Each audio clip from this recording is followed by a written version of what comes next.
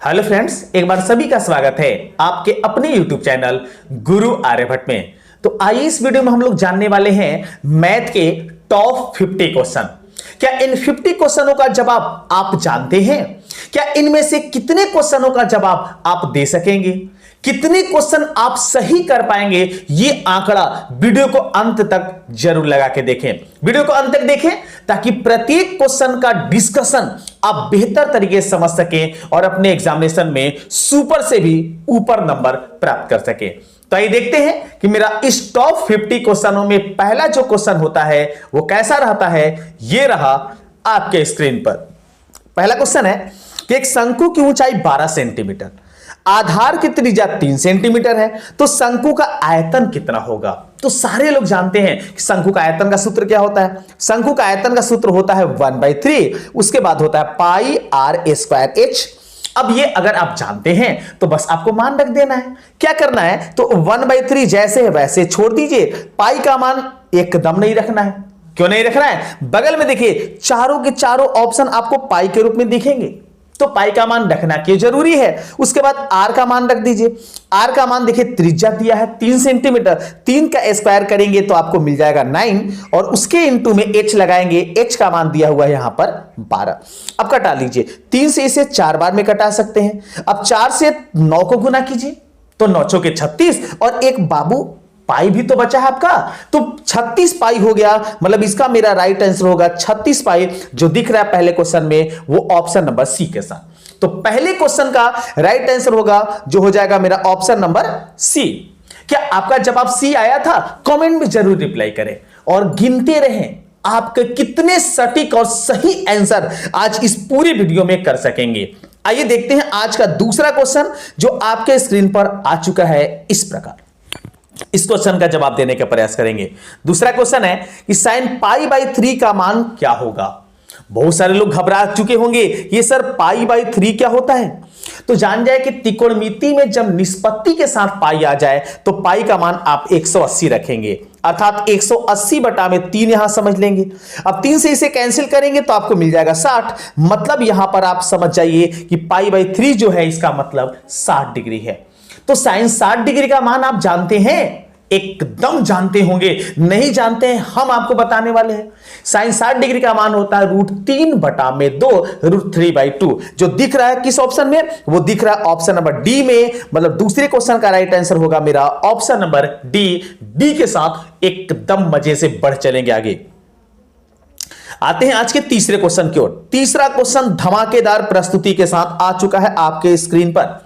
तीसरा का जवाब, मूल बिंदु से 4 - 5 की दूरी है। मूल बिंदु से दूरी, तो मूल बिंदु से दूरी सूत्र दम आराम से सबको पता है कि मूल बिंदु से दूरी सूत्र पूछा है तो दूरी सूत्र होता है x² + y², वो भी रूट में। अब यहां पर मान रख देंगे, आप x का मान रखेंगे तो 4 है, 4 का स्क्वायर मेरा हो जाता है 16। उसके बाद आपके पास -5 है, -5 का स्क्वायर कीजिए, ये हो जाता है हमारा 25 और इन दोनों को आपस में ऐड कर दीजिए तो √16 और √25 जोड़ते हैं तो आता है √41।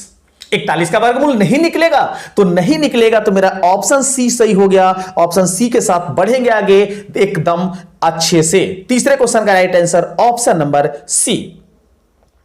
चलिए आगे है आज का चौथा क्वेश्चन। चौथा क्वेश्चन का जवाब देने का प्रयास करें और समझने का प्रयास करें।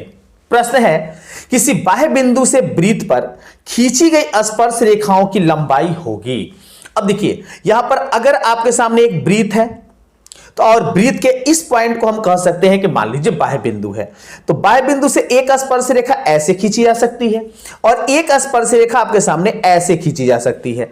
नाम दे दें तो ये नाम P अगर देते हैं तो यहां मान लेते हैं A है और ये बिंदु मान लीजिए B है। अब यहां समझ लीजिए कि ये AP और AB जो होता है, ये AP और AB जो हुआ ये हमेशा और हमेशा आपका जो होगा वो बराबर होगा। इस बात का ध्यान रखेंगे। AP और BP मतलब ये लाइन और ये लाइन किसी बाह्य बिंदु से वृत्त पर खींची गई जो स्पर्श रेखा होती है वो एकदम बराबर होती है। मतलब यहां पर ऑप्शन बी जो होगा मेरा सही हो जाएगा समान, अर्थात चौथे में बढ़ेंगे ऑप्शन नंबर बी के साथ, एकदम सही और सटीक आंसर के साथ। चलिए आते हैं आज के पांचवें क्वेश्चन की ओर। आज इस सेशन में मजा आने वाला है, वीडियो को अंत तक देखें, कितने आंसर का जवाब देते हैं यह भी आप जांचते रहें। अगर आपकी जानकारी 30 प्लस कर देते हैं, आप 30 प्लस इस क्वेश्चनों में कर देते हैं तो आपकी तैयारी थोड़ी अच्छी हो गई है। 40 करते हैं बहुत अच्छी हो गई है, और अगर 45 करते हैं तो आप बिहार विद्यालय परीक्षा समिति से रिजल्ट छीनने लायक हो चुके हैं। आइए देखिए पांचवा, बिंदु ए बी और -a-b के बीच की दूरी होगी। अब इसमें आपको दूरी बताना है, तो दूरी सूत्र सबको पता है। यह दूरी सूत्र होता है √x2 - x1 का whole square plus y2 - y1 का होल स्क्वायर। अब यहां से आप x2 और x1 का अंतर निकालिए, तो -a इसका आपको कर लेना होगा होल स्क्वायर इस वाले का, और उसमें प्लस कर देना होगा -b, और यहां भी b है तो -b और -b का आपको कर लेना होगा यहां भी होल स्क्वायर। अब इन दोनों का होल स्क्वायर करते हैं तो कितना मिल निकलता है, ये देखिए -a और -a आपके सामने यहां जो आ जाएगा वो -a और -a की बात करें तो -a और -a हो जाते हैं -2a, स्क्वायर करेंगे तो हो जाएगा 4a स्क्वायर, प्लस यहां पर -b और -b है, इसका अगर जोड़ के -b और -b -2b होगा, स्क्वायर करेंगे तो ये भी आ जाएगा आपके सामने 4b स्क्वायर। अब देख लीजिए यहां पर आपके सामने जो टर्म आ गए हैं इसमें -4a स्क्वायर -4b स्क्वायर, दोनों में से 4 कॉमन कीजिए, तो जैसे ही 4 कॉमन करते हैं आपको मिलता है ऑप्शन नंबर सी। देखिए रूट में 4a स्क्वायर रूट में प्लस बी स्क्वायर, ये आपको 4 कॉमन करने से मिलता है। लेकिन अगर आप इस 4 का, ये जो 4 दिख रहा है इसका वर्गमूल निकालते हैं तो बी ऑप्शन भी दिख जाता है, क्योंकि 4 का वर्गमूल निकालने पर 2 बाहर निकल आएगा तो बी भी दिख जाता है। मतलब मेरे इस क्वेश्चन का राइट आंसर हो जाएगा, वो हो जाएगा ऑप्शन नंबर डी, बी एवं सी दोनों। ध्यान से गौर से सवाल का जवाब देंगे, क्योंकि इस सवाल में बहुत सारे लोग फंसने वाले हैं, क्योंकि बी भी सही है और सी भी सही है, तो मेरा सटीक जवाब होगा इसमें डी सही होगा, बी और सी दोनों, अर्थात पांचवे का right answer option number D के साथ आगे बढ़ेंगे। आगे हैं आज के छठे क्वेश्चन की ओर, छठे का जवाब देंगे। क्या जवाब होता है इस छठे प्रश्न का? प्रश्न आपके सामने है, बिंदु 4, 3 किस चतुर्थांश में है? चतुर्थांश, अगर कार्तीय तल आप अगर खींचते हैं तो कार्तीय तल में प्लस और प्लस, मतलब x और y दोनों प्लस होते हैं प्रथम चतुर्थांश में। और यहां देख लीजिए बिंदु के जो अंक हैं उसमें x भी प्लस में और y भी प्लस में, मतलब दोनों प्लस में, अर्थात ये चले जाएगा प्रथम चतुर्थांश में जो दिया गया है ऑप्शन ए में। ऑप्शन ए के साथ आगे बढ़ेंगे। और भी जानना चाहते हैं तो द्वितीय चतुर्थांश में माइनस प्लस होता है, तृतीय चतुर्थांश में दोनों माइनस होता है, x और y दोनों निर्देशांक माइनस होते हैं, और चौथे में पहले आपके सामने प्लस होता है x का मान और y का मान इसका माइनस होता है। तो इस बात को अगर याद रखते हैं तो चतुर्थांश के ऐसे सवाल एकदम आसानी से आप बना पाएंगे। चलिए बढ़ जाते हैं आज के 7वें क्वेश्चन की ओर। 7वां क्वेश्चन आपके स्क्रीन पर आ चुका है, एकदम टॉप 50 क्वेश्चन लिए हैं आपके लिए, आपके एग्जामिनेशन के लिए, आपके तैयारी के लिए। किसी वृत्त की परिधि 44 सेंटीमीटर है तो वृत्त का व्यास होगा। अब वृत्त की परिधि सब लोग जानते हैं, वृत्त की परिधि का सूत्र क्या होता है? यह होता है हमारा 2πr, और इसका मान दे दिया है यहां पर 44। अब इसको सॉल्व कीजिए, पाई का मान रख लीजिए, तो पाई का मान यदि रखेंगे तो ये रख देंगे 22/7, और इंटू में आपके सामने r है और बराबर में हम 44 ले लेते हैं। अब यहां से इसे कैलकुलेट करेंगे हम। देखिए 2 और 22 ये गुना कर लेंगे तो 44 एक बार में कट चुका, मतलब r का वैल्यू यहां पर कितना आ जाएगा? 7। लेकिन हमसे क्या पूछा है? वृत्त का व्यास। तो वृत्त का व्यास जो होता है त्रिज्या का दुगना होता है, तो यहां पर 7 अगर आ गया तो d जो होगा यहां 7 का दुगना, मतलब हो जाएगा 14 सेंटीमीटर। अब 14 कौन से ऑप्शन में है? तो दिया है ऑप्शन नंबर सी में, अर्थात 7वें में बढ़ेंगे ऑप्शन नंबर सी के साथ। चलिए नेक्स्ट क्वेश्चन की ओर आगे बढ़ते हैं। अगला क्वेश्चन देखते हैं, आपके स्क्रीन पर आ रहा है। चलिए आगे है आज का 8वां क्वेश्चन, इसका जवाब देने का प्रयास करेंगे हम। पहले क्वेश्चन पढ़ते हैं। दो वृत्तों की परिधियों का अनुपात 4:3 है, उसकी त्रिज्याओं का अनुपात क्या होगा? चलिए इस बात को थोड़ा सा ध्यान देंगे। अगर दो वृत्त हैं और अनुपात से क्वेश्चन है तो आप एक बात को याद रखें, उसकी त्रिज्या, उसका व्यास और उसकी परिधि, ये तीन जो ऐसे पद होते हैं जिसका अनुपात हमेशा बराबर होता है। मतलब अगर x अनुपात y है तो सभी में अनुपात जो होगा ये आपस में बराबर होगा। त्रिज्या में उतना ही होगा, परिधि में उतना ही होगा और उसके व्यास में भी उतना ही होगा।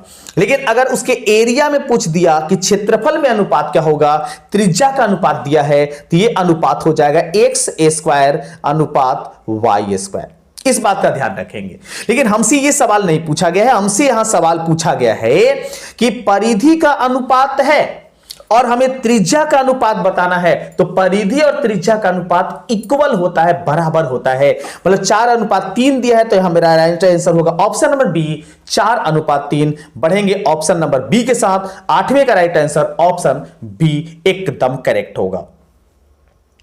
चले आ जाते हैं आज के 9वें क्वेश्चन की ओर। 9वां क्वेश्चन स्क्रीन पर आ चुका है, इसका जवाब देने का हम सभी लोग प्रयास करेंगे। 9वां, द्विघात समीकरण x² - 5 के शून्यक होंगे। इसका भी शून्य काफी आसानी से निकाल सकते हैं। आप क्या करेंगे, इसको क्या करेंगे, x² - 5 जो है इसी को शून्य के बराबर कर लेंगे इसका शून्यक निकालने के लिए। अब इसको सॉल्व कर लीजिए। ये x², अगर इस -5 को RHS में भेजते हैं तो ये आपका प्लस में 5 हो जाता है, और स्क्वायर अगर भेजते हैं तो आपके सामने x का वैल्यू आ जाता है +-√5। क्योंकि 5 का वर्गमूल नहीं निकाला जा सकता है इसलिए +-√5, और ये दिख रहा है हमें ऑप्शन नंबर सी में। 9 का राइट आंसर ऑप्शन सी हो गया।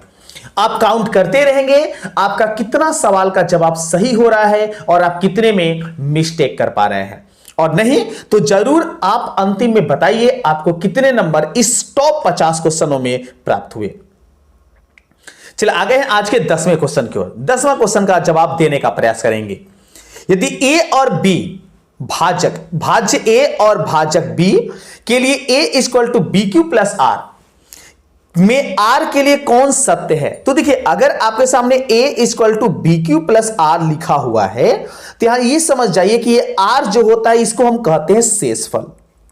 ये जो होता है वो शेष कहलाता है, जिसे पूरा नाम शेषफल कहते हैं। और शेषफल का जो मान होता है इस b से छोटा होता है लेकिन 0 से बड़ा या बराबर होता है, और ये दिया है आपके ऑप्शन नंबर सी में। BC जो होगा इस R का मान छोटा होगा और 0 से बड़ा या बराबर होगा। मतलब 10वें में हम बढ़ चलेंगे ऑप्शन नंबर सी के साथ, 0 less than and equal R less than B। कई सारे ऑप्शन यहां मिल जाएंगे। ऑप्शन नंबर बी में भी आपको कंफ्यूज करने का प्रयास किया है, लेकिन अगर आप तैयारी इस चैनल से जुड़ के किए हैं तो आप डगमगाएंगे नहीं, एकदम सटीक जवाब देंगे। और मेरा यहां सटीक जवाब क्या होगा, ऑप्शन नंबर सी। चलिए बढ़ते हैं आज के 10वें के बाद 11वें क्वेश्चन की ओर। 11 में हमारे सामने 2 ऑप्शन छूट गया है, 2 ऑप्शन से ही आप जवाब देंगे। 11, निम्न में कौन अपरिमेय संख्या है। तो अपरिमेय संख्या में आप सभी लोग जानते हैं अपरिमेय संख्या के रूप में सबसे पहले आता है पाई, और पहले हम बता चुके हैं कि अपरिमेय संख्या जिस संख्या का पूर्ण रूप से वर्गमूल नहीं निकाला जा सकता है वो अपरिमेय होता है। तब इसमें डिसाइड कीजिए। देखिए इसमें √2 और √2 कैंसिल होगा, मतलब 3 आ गया, तो ये आपके पास 3 जब आ गया तो परिमेय हो गया। जबकि इस वाले a को देखें तो इसमें 5 से 5 कैंसिल होगा, बचेगा 1/√2, मतलब 1/√2 में √2 का वर्गमूल पूरा नहीं निकाला जा सकता है। मतलब यही ऑप्शन जो होगा अपरिमेय हो गया। 11 में बढ़ेंगे ऑप्शन नंबर ए के साथ एकदम पक्के तरीके से। चलिए आगे हैं आज के 12वें क्वेश्चन की ओर। और आपको 12वें बताने के पहले हम बता दें कि इस चैनल पर सफलता नामक सीरीज 10th के लिए स्पेशल रूप से चलाई जा रही है। अगर आप 10th में जुड़े हैं या 10th का एग्जाम देने वाले हैं तो आप इस सफलता सीरीज से जरूर जुड़े।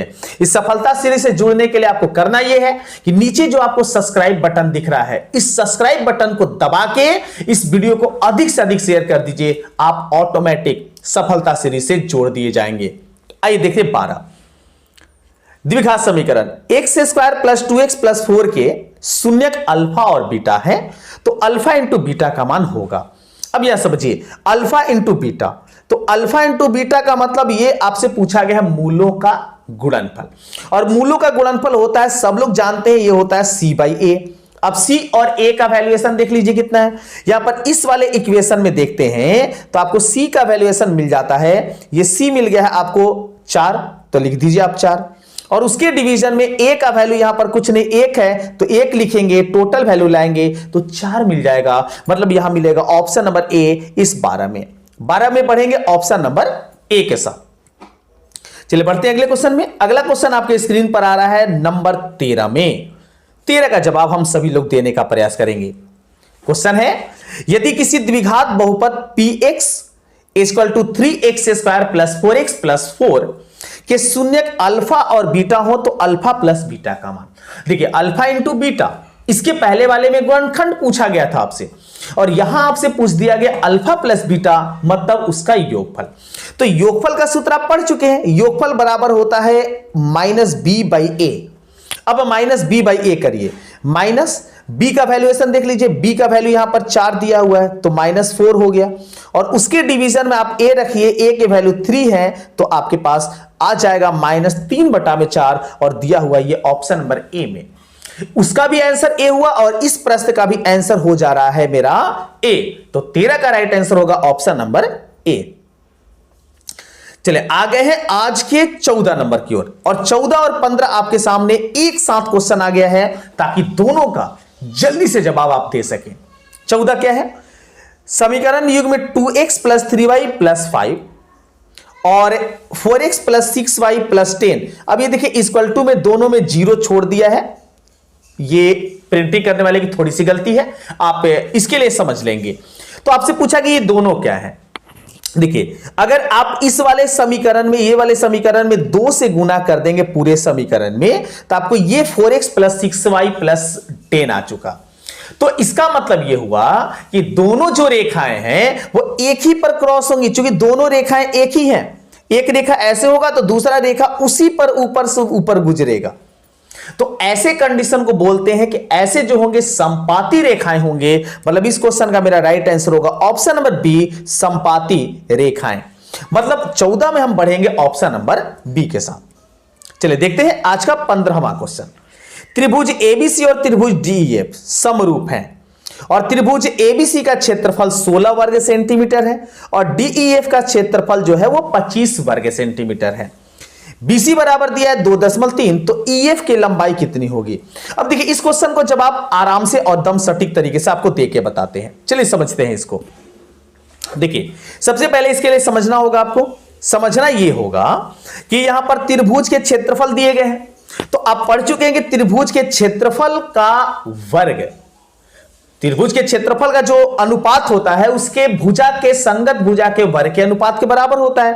मतलब 16 और दिया हुआ यहां पर 25 और बराबर में आप लिख लीजिए इसका एक भुजा दिया हुआ है जो दिया हुआ है BC के रूप में, जो इस त्रिभुज ABC का है और यह दे दिया आपके सामने 2.3 और बटा में आप इसको मान लीजिए x, थोड़ी देर के मान सकते हैं। तो इसका वर्ग जो होगा, इस वाले का वर्ग जो होगा इसके त्रिभुज के क्षेत्रफल के अनुपात के बराबर होगा। अब क्या कीजिए इस वर्ग का इधर लाइए तो वर्गमूल, तो यहां पर 16 का वर्गमूल आपका निकल जाता है 4 और 25 का वर्गमूल हो जाता है 5। अब ये आपके सामने कैंसिल हो गया, इस वाले को छोड़ दीजिए, आइए स्क्वायर भी आपका कैंसिल हो गया। अब इसी को आप सॉल्व कर लेंगे तो आपको आंसर तक लेके चला जाएगा। अब चलिए आंसर देखते हैं। 5 से आपको इसमें गुना कर लेना है, तो 5 से अगर आप इसमें गुना करते हैं तो आपके पास हो जाता है 5 × 3 = 15 और 5 दूनी 10 और 1 11, मतलब 11.5 और इसमें बटा में आ जाएगा 4। अब अगर 4 से आप भाग लगाते हैं तो आपको होता है 4 × 3 = 12, मतलब यहां पर आपको मिल जाएगा 4 दूनी 8, डी ऑप्शन 2.875। मतलब 15 में हम बढ़ेंगे ऑप्शन नंबर डी के साथ एकदम करेक्ट तरीके से आगे। चलिए अगले क्वेश्चन की ओर आते हैं। अगला क्वेश्चन आपके आप पास आ गया है एकदम जोड़े रूप में, एकदम जोड़ा रूप में आ रहा है आपके सामने क्वेश्चन और ऐसे क्वेश्चनों को तो एकदम दबोच लेंगे आप। अगर मेरे साथ हैं तो एकदम ऐसे प्रश्नों को दबोच ही लिया जाएगा। आइए 16 देखते हैं, अभी तक कितने क्वेश्चन सही हुए एकदम कमेंट में बताते रहिए आप। 16, वृत्त की स्पर्श रेखा स्पर्श बिंदु से होकर जाने वाली त्रिज्या पर होती है। अब जैसे ये आपके सामने वृत्त हो गया, अब इस पर वृत्त पर ये इस बिंदु से मान लीजिए स्पर्श रेखा खींची गई और ये इसका केंद्र हो गया। तो केंद्र और स्पर्श रेखा के बीच का ये जो कोण होता है ये हमेशा और हमेशा 90 डिग्री होता है।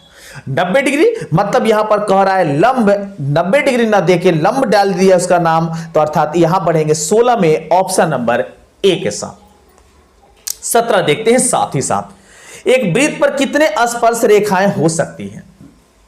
अगर ये वृत्त है तो इस पर स्पर्श रेखाएं कितनी हो सकती है? 1 2 3 4 5 6, मतलब कई सारे, अनगिनत, अनेक, असंख्य, कई सारे गिने जा सकते हैं। यहां दिया गया अपरिमित रूप से अनेक, अर्थात 17 का राइट आंसर होगा मेरा ऑप्शन नंबर सी। 17 में बढ़ेंगे ऑप्शन नंबर सी के साथ।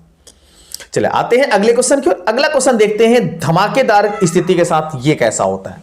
चलिए 18 में आ गए हैं आपके सामने। किसी वृत्त की स्पर्श रेखा उसे बिंदुओं पर प्रतिच्छेद करती है। अगर ये वृत्त है, अगर इस तरीके से आप इस पर स्पर्श रेखा कीजिए तो स्पर्श रेखा कितने बिंदुओं को स्पर्श करती है? तो स्पर्श रेखा केवल एक बिंदु को स्पर्श करती है, ये वाला पॉइंट। अर्थात यहां जवाब होगा मेरा एक, ऑप्शन सी के साथ। यहां बढ़ेंगे 18 नंबर क्वेश्चन में आगे। 19 देखते हैं।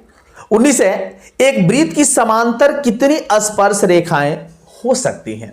तो देखिए अगर आपके सामने ऐसा वृत्त है और इसमें अगर आपको पूछा गया समांतर कितनी स्पर्श रेखा, तो देखिए ये लाइन अगर एक लाइन है और ये एक लाइन है तो ये ऐसे दो लाइनें ही सामने आमने समांतर हो सकती हैं। मतलब इसका जवाब होगा option number B 2। Option B के साथ यहां आगे बढ़ेंगे। समांतर युग में पूछा होता तो कई सारे समांतर युग में खींचे जा सकते हैं, लेकिन समांतर रेखा पूछा है तो केवल और केवल 2, या तो ऊपर नीचे या तो बाएं दाएं, लेकिन हमेशा संख्या इसकी 2 ही होगी। चलिए नेक्स्ट अगले क्वेश्चन में आते हैं। अगला क्वेश्चन आ गया है आपके स्क्रीन पर नंबर 20 में। चलिए 20 एक आया हुआ है, आपको बना के बताना है। 20 का जवाब देने का प्रयास करें। बिंदु 0 0 मतलब मूल बिंदु और 36 35 के बीच की दूरी बतानी है। तो मूल बिंदु से हम आपको बता चुके हैं क्या करना है, √x² प्लस y², 36 का स्क्वायर कर लीजिए और उसके बाद आप कर लीजिए 15 का स्क्वायर और दोनों के स्क्वायर करके जोड़िए, वर्गमूल निकालिए, आपके सामने आंसर आता है। इसको हम कमेंट सेक्शन में आपसे जानना चाहेंगे। सारा कॉन्सेप्ट बता चुके हैं, आप कमेंट सेक्शन में बताइए इसका जवाब कौन सा सही होगा, ए बी सी या डी। कितने लोग बता पाते हैं, आपके जवाब का इंतजार करेंगे। आते हैं आज के 21वें क्वेश्चन की ओर। 21वां और 22वां दो क्वेश्चन एक साथ आ गया। देखते हैं 21 देखिए। बताना है कि mx2 plus nx1 by m plus n और my2 plus ny1 by m plus n कहलाता है। तो ये देखिए, ये जो आपके सामने सूत्र का प्रारूप है ये x निर्देशांक है और ये y निर्देशांक है और ये दोनों के दोनों विभाजन सूत्र हैं। इसे अंतः विभाजन के रूप में जाना जाता है। मतलब यहां पढ़ेंगे ऑप्शन नंबर ए के साथ अंतः विभाजन सूत्र, अर्थात हमारा 21 का राइट आंसर होगा ऑप्शन नंबर ए।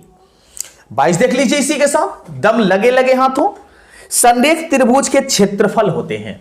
तो अगर कोई त्रिभुज संरेख है इसका मतलब वो सीधी रेखा पर है। तो वैसा अगर कोई त्रिभुज है तो उसका क्षेत्रफल हमेशा 0 होगा, 0 होगा, अर्थात ऑप्शन बी के साथ बढ़ेंगे आगे 22 नंबर में। 22 का राइट आंसर होगा आपका ऑप्शन नंबर बी। इसमें कोई कंफ्यूजन किसी को नहीं होना चाहिए। आगे है आपके सामने 23वां क्वेश्चन। 23 का जवाब देने का प्रयास करें। द्विघात समीकरण ax² minus bx plus c equal to 0 से x के मान होंगे। अब देखिए थोड़ा सा यहां पर कंफ्यूज करने का प्रयास किया है। द्विघात समीकरण दे दिया है ax² minus bx plus c। अब ये प्लस होता है हमारे द्विघात समीकरण में, लेकिन यहां पर माइनस दे दिया है आपको कंफ्यूज करने के लिए। बस आपको करना क्या है कि जहां b होता है वहां माइनस यूज कर लीजिए, बस हो गया। अब देखिए यहां पर आपके सामने सबसे पहले सूत्र होता है x का, तो उसमें होता है minus b plus minus √ba² minus 4ac और बटा में होता है आपके सामने 2a। तो 2a तो रहेगा, यहां भी है, यहां भी है, यहां भी है, लेकिन इस b के जगह पर आपको कर देना है, क्योंकि b यहां दिया हुआ है माइनस में, इसलिए माइनस b रख देना है। तो माइनस b तो पहले प्लस b हो गया, मतलब आपका b यही दिख रहा है प्लस में, बाकी तो सब जगह आपको माइनस दिख रहे हैं। तो आपको दिख रहा है यहां माइनस, यहां दिख रहा है माइनस और यहां तो ये होगा ही नहीं। इसका मतलब मेरा यहां राइट आंसर होगा इस 23 का ऑप्शन नंबर सी में। ऑप्शन सी जो होगा इसका राइट आंसर होगा। क्या इसका जवाब आप सी पता लगा पाए थे या ए और बी में फंस के रह गए थे? कमेंट में जरूर रिप्लाई करें। आइए देखते हैं अगले क्वेश्चन को जो है 24 नंबर में। 24 आ गया आपके स्क्रीन पर। 24 है यदि एपी का प्रथम पद ए और पदांतर या सारबंतर जिसे बोलते हैं डी हो तो एनवा पद क्या होता है? तो एपी का एनवा पद जिसे दर्शाने का संकेत हम लोग देते हैं ए एन, और ए एन बराबर होता है A plus N minus one into T. ये सारे लोग को अच्छे से याद होगा, ये पूरी तरीके से हम पढ़ा चुके हैं इस चैनल पर, आपको एकदम कंठस्थ होगा। अब देख लीजिए कौन से ऑप्शन में, ये आपको ऑप्शन मिल रहा है ए में A plus N minus one into D, मतलब 24 में हम पढ़ेंगे ऑप्शन नंबर ए के साथ आगे। 25 आ गया आपकी स्क्रीन पर, 25 का जवाब देने का प्रयास करें और समझने का प्रयास करें। यदि किसी एपी का प्रथम पद ए और डी हो पदांतर तो एन पदों का योगफल। अब एनवा पद पूछा था यहां इसके पहले क्वेश्चन में, और एन पदों का योग पूछा। पहले बता चुके कि टॉप 50 क्वेश्चन लिए हैं एकदम सिलेक्टेड तरीके से, एकदम यहां से हूबहू आपके एग्जामिनेशन में मिलेंगे, एकदम पूरा वीडियो देखते रहिए आप। एन पदों का योगफल सूत्र बताना है, तो इसके योगफल का सूत्र होता है सब लोग जानते हैं, N by two into 2a plus N minus one into T.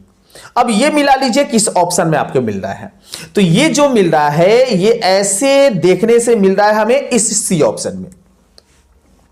देखिए सी ऑप्शन देखिए, N by two into 2a plus N minus one into D, मतलब यहां पर एन पदों का योगफल होगा ऑप्शन सी। 25 में पढ़ेंगे ऑप्शन नंबर सी के साथ। चलिए क्या इसका जवाब दिए थे आप? कमेंट करते रहें, आपके कमेंट का हम बेसब्री से इंतजार करते रहेंगे। 26 आपका कमेंट जब तक आएगा हम उसका रिप्लाई करेंगे और उस रिप्लाई का आपको जरूर प्रभाव पड़ेगा। समांतर श्रेणी 10 7 4 का 30वां पद क्या है? इसके लिए भी हम आपको स्पेशल ट्रिक बताए थे कि 30वां पद निकालना है। आपको करना क्या है, तो आप a प्लस 29d कर लीजिए, आपको 30वां पद मिल जाएगा। जो पद पूछा है उससे एक कम डी में गुना करके ए जोड़ दीजिए, आपको मिल जाएगा। अब देखिए इसको हम समझाते हैं, इसको देखकर देखिए ए का मान आपको 10 मिल रहा है, तो 10 प्लस आपको 29 गुना डी का मान लेना है, और डी का मान 7 में से 10 घटाएंगे तो मिलेगा आपको जो मिल जाता है -3। अब इसको जनरल तरीके से दम आसानी से सॉल्व कीजिए, एकदम कंफ्यूजन नहीं करना, इसमें कंफ्यूज एकदम नहीं करेंगे आप। ये देखिए 10, अब प्लस और माइनस इसको जब गुना करते हैं तो माइनस हो जाता है, और 29 में तो 9 तिया होता है 27, और 3 दूनी 6, 6 और 1 हो जाएगा 7, सॉरी माफ कीजिएगा 6 और 2 हो जाएगा 8, चूंकि 2 हासिल बचा था। अब ये देखिए 10 में से 87 घटाएंगे तो आएगा -77। अब देख लीजिए -77 किस ऑप्शन में है? क्या 77 के पीछे तो नहीं ना भाग रहे हैं? यहां मेरे बी ऑप्शन में -77 है, मतलब इस 26 में बढ़ेंगे ऑप्शन नंबर बी के साथ। चलिए 27वां क्वेश्चन, अगर आप इसको सीख लिए होंगे तो 27वां का जवाब आप उम्मीद करते हैं एकदम देंगे, और हम चाहेंगे कि 27वें क्वेश्चन का जवाब उसी तरीके से 11वां पद आप a प्लस 10d के योग करके आप जरूर क्वेश्चन का जवाब हमारे कमेंट में देने का प्रयास करें। कमेंट सेक्शन में जरूर बताइए 27 का राइट आंसर क्या होगा। चलिए बढ़ते हैं आगे अगले क्वेश्चन में। अगला क्वेश्चन आ गया है आपके सामने 28 नंबर में। 28 देखते हैं, सभी वर्ग आपस में होते हैं। जैसे मान लीजिए इस तरीके से एक छोटा सा वर्ग है और एक बड़ा सा वर्ग भी बना लेते हैं। अगर ये वर्ग है तो सभी वर्ग एक जैसे दिखते हैं, समान रूप के दिखते हैं, तो हम कहेंगे वो समरूप है। एकदम कहेंगे समरूप है। समांतर तो होंगे नहीं, समान होंगे नहीं, बहुरूप होंगे नहीं। मतलब मेरा इस राइट आंसर होगा 28 का ऑप्शन नंबर डी के साथ चलेंगे आगे। 29 देखिए, 29 का जवाब देने का प्रयास करें और समझने का प्रयास करेंगे आप इसे। त्रिभुज एबीसी और त्रिभुज डीईएफ की संगत भुजाएं समानुपाती हैं तथा संगत कोण बराबर हैं। तो देखिए भुजाएं आनुपातिक हैं और कोण उसके संगत जो है आपस में बराबर है, तो समरूप हुए। समरूप त्रिभुज में को ही ऐसा बोला जाता है कि दो त्रिभुज अगर समरूप होते हैं तो उनके जो भुजाएं होते हैं वो आपस में आनुपातिक होते हैं और कोण जो संगत होते हैं वो बराबर होते हैं। तो ये लक्षण किसके हैं? तो ये लक्षण है हमारे समरूप त्रिभुज के। 29 में बढ़ेंगे ऑप्शन नंबर ए के साथ। चलिए 30 आ गया आपके सामने। 30 का जवाब देने का प्रयास करेंगे आप सभी लोग। अच्छा क्वेश्चन लिया गया है, सिलेक्टेड क्वेश्चन लिया गया है। किसी त्रिभुज की भुजा के शीर्षों के नियामक x1y1, x2y2 तथा x3y3 है। तो केंद्रक, त्रिभुज के केंद्रक का नियामक बताइए। तो त्रिभुज के केंद्रक का नियामक सभी लोगों को पता है, x1 plus x2 plus x3y3, y1 plus y2 plus y3y3। और ये दिया है आपके नंबर ऑप्शन सी में x1 plus x2 plus x3y3, y1 plus y2 plus y3y3। मतलब यहां ऑप्शन सी जो होगा एकदम 30 का एकदम सही होगा। चलिए, आज मजा आ रहा है। आज के सेशन में आप लोगों का जवाब इतने अच्छे से आ रहा है कि मजा आ रहा है आज। चलिए, इस क्वेश्चन का जवाब 31 का देखेंगे। वृत्त के चाप की लंबाई बराबर है, वृत्त के चाप की लंबाई। तो वृत्त की चाप की लंबाई होता है, हम लोग सभी लोग जानते हैं, थीटा बटा में 360 इंटू 2 पाई आर, चाप की लंबाई। लेकिन अगर ये आपसे चाप का क्षेत्रफल पूछा होता, वृत्त के चाप का क्षेत्रफल, तो आपका ये 2 यहां नहीं यहां आ जाता। बस ये चीज हम आपको समझा चुके हैं। तो यहां पर हमें वृत्त के चाप की लंबाई के बराबर पूछा है, तो मेरा इस प्रश्न का आंसर हो जाएगा option number B, theta by 360 into 2 pi R. चलिए बढ़ेंगे अगले क्वेश्चन की। अगला क्वेश्चन है 32 नंबर में, अर्धवृत्त की परिमिति होती है। अब देखिए, अर्धवृत्त आपके सामने इस प्रकार से प्रदर्शित होता है। अगर इस प्रकार से आपके सामने अर्धवृत्त है, तो ये आधा वृत्त की परिधि जो हो गया ये हो जाता है पाई आर।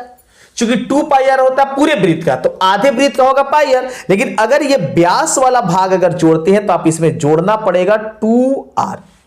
और यहां से अगर दोनों जगह से आप यहां से कॉमन कर लेते हैं r को, तो r कॉमन करेंगे तो यहां पाई बचेगा, और यहां से r कॉमन करेंगे तो आपको 2 बचेगा। अब देख लीजिए, ये ऑप्शन दिया गया है आपके किताब में, इस क्वेश्चन में तो दिया हुआ, देखिए C option, pi plus 2 into R. मतलब 32 में बढ़ेंगे ऑप्शन नंबर सी के साथ। Option C is right answer होगा। चलिए अगले क्वेश्चन को देखते हैं। अगला क्वेश्चन आ गया आपके पास 33 नंबर में। 33 का हम सभी लोग जवाब देने का प्रयास करेंगे और समझने का प्रयास करेंगे। चलिए, अर्धवृत्त का कोण, अर्धवृत्त का क्षेत्रफल बराबर होता है, अर्धवृत्त का क्षेत्रफल। तो वृत्त का क्षेत्रफल होता है पाई आर स्क्वायर। अब अर्धवृत्त पूछा है तो आप इसे आधा कर दीजिए, हो गया एकदम आसानी से। मतलब ये मिल जाएगा ऑप्शन बी में 1/2 पाई आर स्क्वायर। क्या ये तरीका आपको पता था कि वृत्त के क्षेत्रफल से आधे वृत्त का क्षेत्रफल निकाल लें? सेम यही पूछा गया कि चतुर्थांश का क्षेत्रफल क्या होगा, तो आप वृत्त का जो क्षेत्रफल होता है उसमें 4 से भाग लगा दीजिए, ये निकल आएगा चतुर्थांश का। लेकिन ये पूछा नहीं था, हम बता दें 33 का राइट आंसर होगा मेरा ऑप्शन नंबर बी। 34 देखिए, वलय का क्षेत्रफल बराबर है। ये वलय का क्षेत्रफल बराबर किसके बराबर है?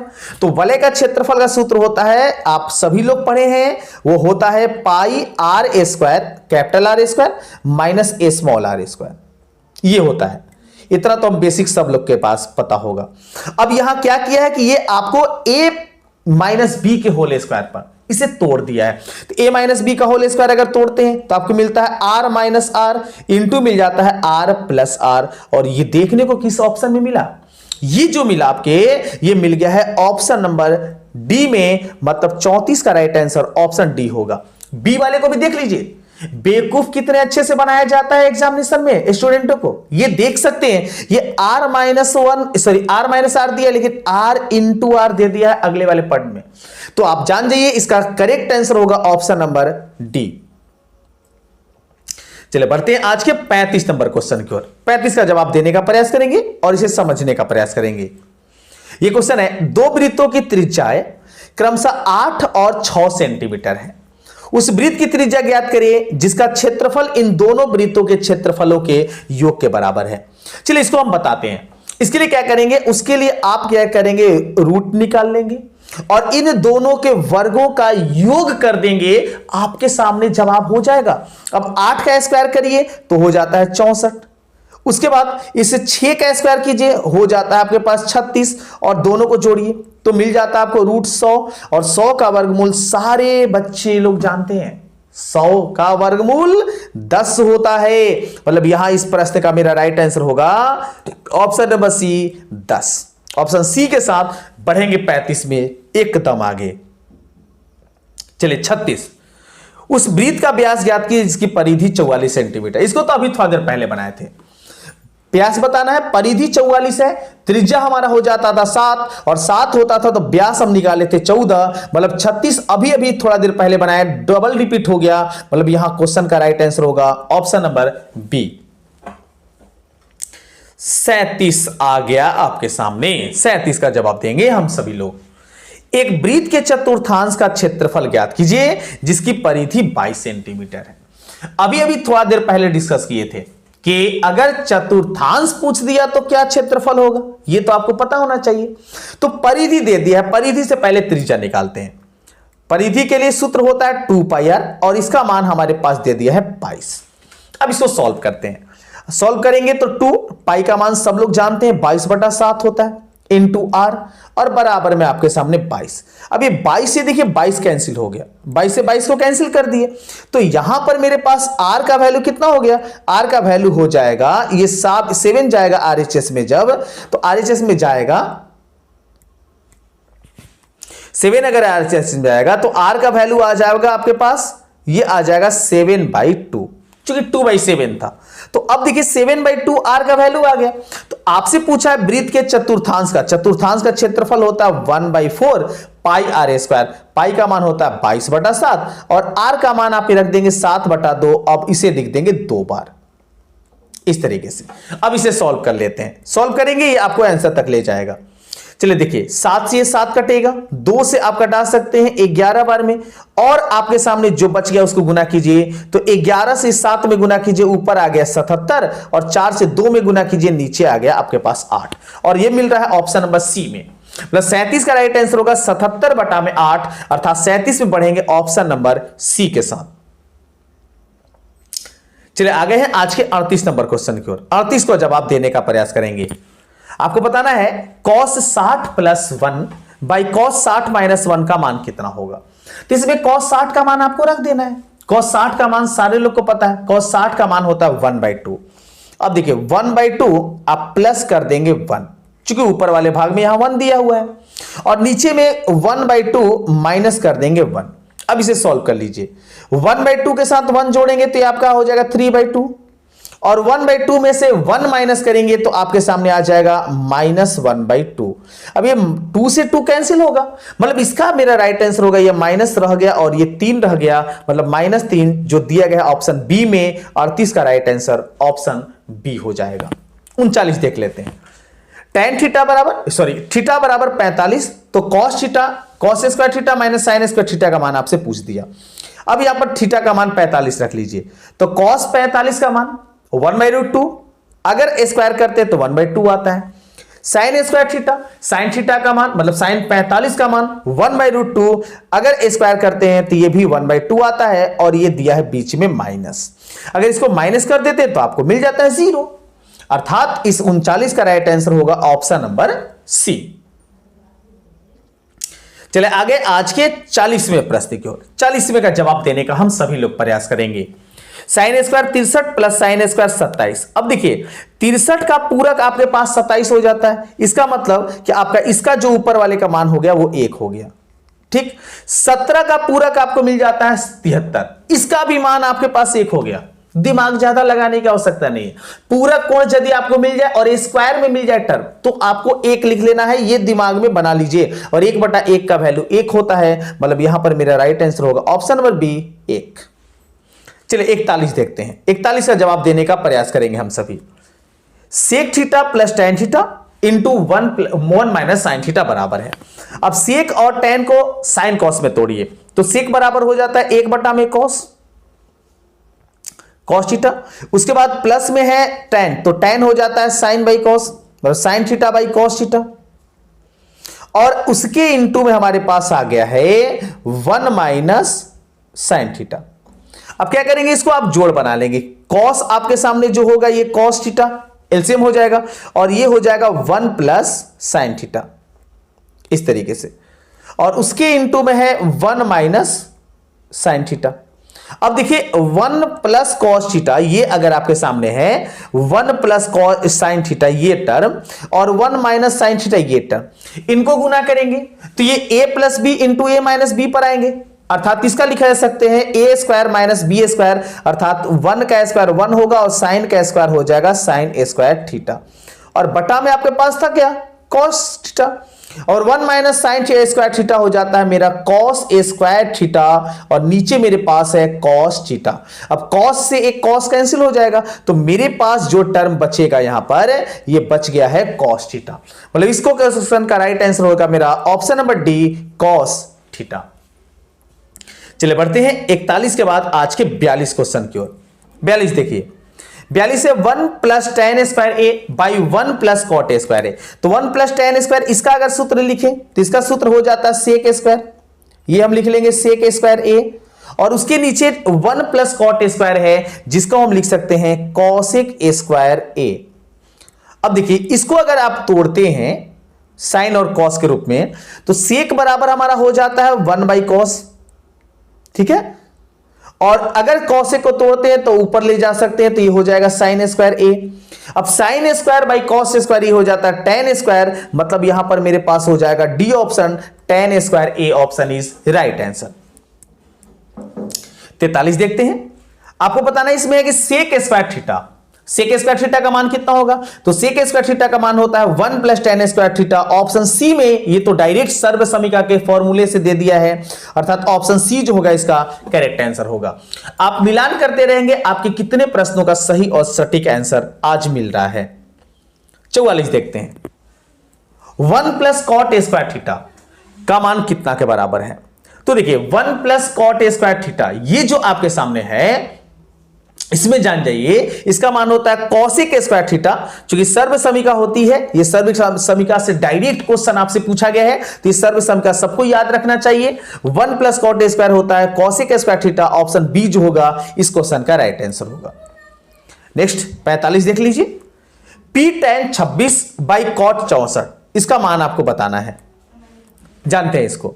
अब देखिए 26 और ये 64 जो है पूरक है, तो इसका मान तो 1 हो गया, और उसके साथ p गुना में है, मतलब टोटल वैल्यू आपके सामने हो जाएगा p, अर्थात p is right answer. Option C के साथ यहां बढ़ेंगे आगे इस 45 नंबर में।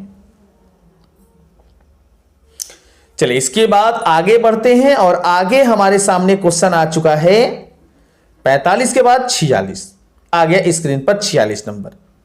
इनका जवाब देने का हम प्रयास करेंगे।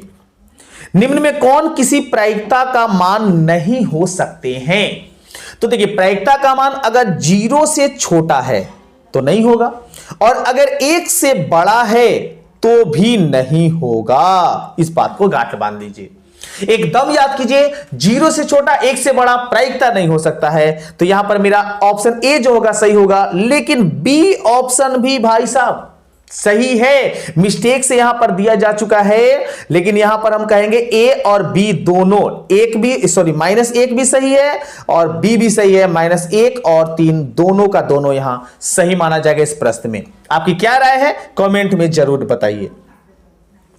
47, 2 मित्र एक सिक्के को उछालते हैं, उनमें से एक जीतने की प्रायिकता का मान 0.71, तो दूसरे मित्र के जीतने की प्रायिकता आपको बतानी है कितना होगा।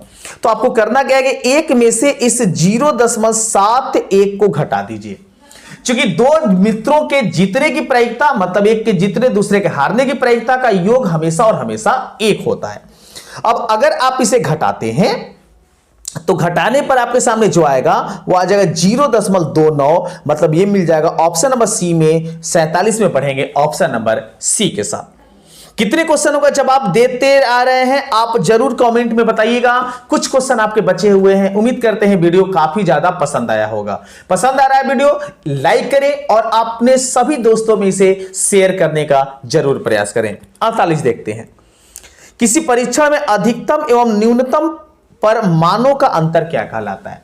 तो अधिकतम और न्यूनतम मानों का जो अंतर होता है उसे परिसर कहते हैं, और यह दिया गया है आपके ऑप्शन नंबर डी में। 48 में बढ़ेंगे ऑप्शन नंबर डी के साथ। 49 नंबर आ गया आपके सामने क्वेश्चन, ये काफी ज्यादा प्रचलित, आप गांठ बांधिए, इसके एग्जामिनेशन में होने की संभावना ज्यादा मानी जाएगी। अच्छा क्वेश्चन आपके सामने है, माध्य माध्यक और बहुलक में सही संबंध कौन सा है। तो बहुलक बराबर होता है 3 गुने माध्यक -2 गुने माध्य, और ये दिया गया है आपके कौन से ऑप्शन में, आपके ऑप्शन में थोड़ा सा कंफ्यूजन किया हुआ है, ये दिया है सी ऑप्शन में। जब इसे कैलकुलेट करेंगे तो आपको इसका राइट आंसर मिल जाएगा। मतलब बहुलक बराबर होता है, बहुलक बराबर जो आपका होता है वो हो जाता है 3 गुने माध्यिका माइनस 2 गुने माध्य। ये आपके पास सूत्र होता है। तो इसमें आपको सी ऑप्शन में मिल जाएगा 49 का राइट आंसर बढ़ेंगे ऑप्शन नंबर सी के साथ। चलिए आगे है आज का 50वां क्वेश्चन। उम्मीद करते हैं आज का वीडियो काफी ज्यादा आपको पसंद आया होगा। अगर चैनल पर नए हैं तो जरूर सब्सक्राइब कर लें और इसे अधिक से अधिक लोगों तक शेयर करने का प्रयास करें और सफलता बैच से जुड़ने का जरूर आप प्रयास करें। आपको एकदम फ्री कोर्स मिल रहा है सफलता बैच। आपको बताना है इसका बहुलक क्या है। तो बहुलक जिसकी बारंबारता, जिस आंकड़े की बारंबारता सबसे अधिक होती है वही उसका बहुलक कहलाता है। और इसमें देखने से लग रहा है कि 2 की बारंबारता सबसे ज्यादा है, अर्थात 2 कितनी बार आया है काउंट कर लीजिए। 1 2 3 4 5 6 बार आया है। तो सबसे अधिक बार यहां आया हुआ है 2। इसका मतलब इसका बहुलक पूछा है तो इसका बहुलक हो जाएगा ऑप्शन नंबर डी में दिया हुआ है 2, अर्थात option D is a right answer. तो इस वीडियो में इतना ही। उम्मीद करते हैं आपको वीडियो काफी ज्यादा पसंद आया होगा। जरूर इसे लाइक करें और मेरे चैनल पर नए हैं तो जरूर सब्सक्राइब कर लें। मिलते हैं और नए वीडियो में और कुछ नए टॉपिक के साथ। तब तक सभी को वंदे मातरम।